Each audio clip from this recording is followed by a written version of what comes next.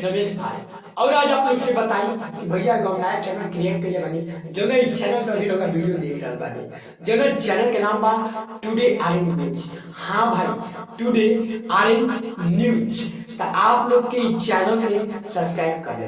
अरे हाँ भाई, इस चैनल के आप लोग सब्सक्राइब कर लीजिएगा। अरे कर लीजिएगा नहीं, एकदम कर लिया लोग भैया लोग।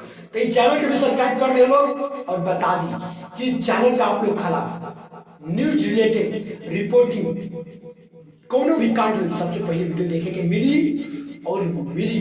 तो आप लोग से बस आग्रह बा कि अगर आप लोग की जानकारी अच्छा लगा बाटे कि ये चैनल पे न्यूज मिली, रिपोर्टिंग के मिली कोनो भी, और आप लोग की डिमांड भी हो जो भी भैया इनका वीडियो शूट करके लाई, वो भी आप लोग का शूट करके दिखाई।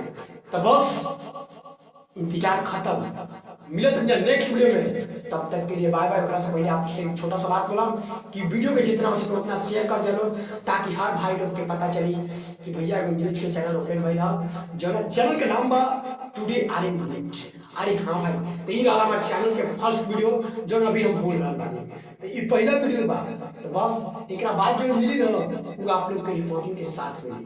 तो बस मिलते हैं नेक्स्ट वीडियो में, तब तक के लिए बाय बाय।